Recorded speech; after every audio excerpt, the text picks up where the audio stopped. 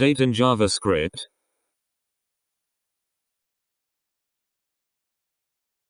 How do I get the current date in JavaScript?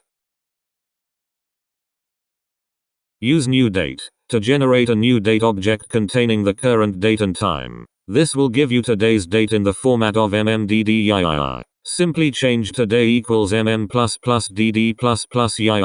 To whatever format you wish.